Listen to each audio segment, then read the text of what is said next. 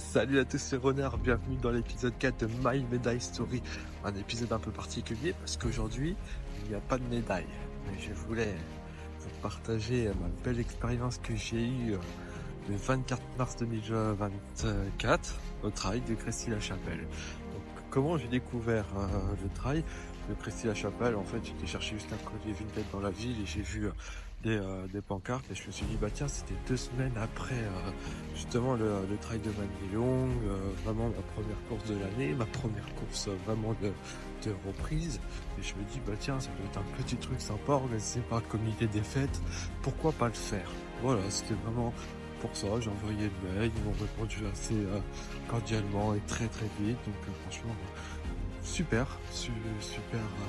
Déjà échange par mail et tout.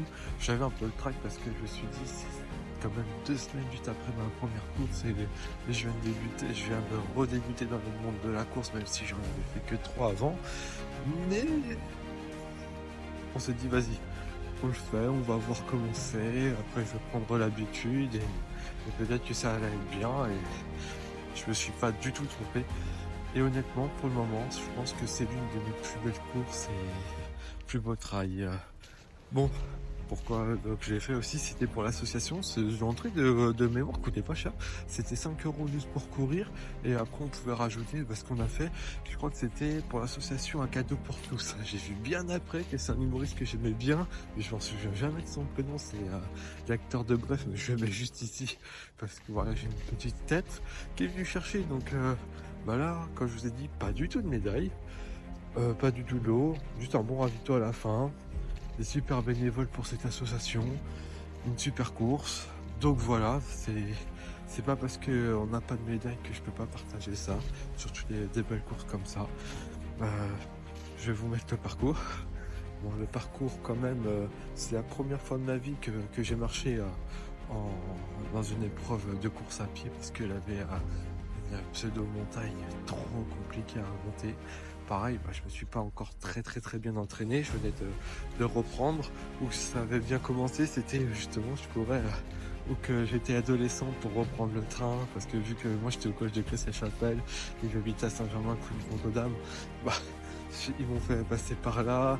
Le premier jour qu'on a fait le cross, donc moi ça me faisait vraiment pas mal de souvenirs. Il avait bien plu avant, donc bien gadouilleux, donc des flaques d'eau un peu partout à sauter. Ça faisait un petit parcours. Après ils ont fait passer par les champs qui étaient sympathiques, mais l'herbe était bien haute, elle arrivait au niveau de mon genou, donc voilà, un peu compliqué, mais voilà, je me suis éclaté, parce qu'en fait je me suis dit c'est la première fois que j'ai une course en pleine nature avec plein d'obstacles, et c'est trop bien. J'étais dans les débuts, au début, et plus j'avançais, plus on me dépassait. Après, je pense que j'étais parti un peu trop vite, j'avais pas du tout de stratégie de course. Donc voilà. Après, passer par Sarbonne, c'est là que c'est au milieu de la course que l'écart se creuse, et juste après, il nous faut monter à cette de montagne avec un gros dénivelé. Et j'ai dit non, Rémi, c'est la première fois que tu marches en compétition. Et je m'en suis voulu au début, sans savoir qu'en fait dans le trail on peut se permettre de marcher, ça dépend de la côte, donc on peut se permettre de se marcher. Donc je me suis dit ouais, vas-y, c'est bon, ça marchait tout ça. Au début je m'en voulais, c'était dur à la reprise, mais il fallait pas que je vois comme ça, et je l'ai su 8 mois après qu'il fallait pas que je vois comme ça. Et aussi je m'en souviens de la grosse descente, juste avant d'arriver dans la ville de Crécy-la-Chapelle. Déjà c'est juste magnifique entre temps, parce qu'on voit le Crécy-la-Chapelle et toutes les villes, on a l'impression d'être le roi du monde et en pleine campagne et tout. Voilà, même si c'est rempli de gadou, c'est pas grave. Et ouais, la grosse côte pareil. Et tout le monde avait peur de se casser la tête, vraiment, même moi. Et le photographe il disait et pour le moment j'ai pas une chute, j'aimerais bien avoir une chute. Et moi j'aimerais bien faire des photos par contre, parce que c'est cool, hein, il met il met ses photos là, il nous prend en photo, mais il nous met pas dedans malheureusement.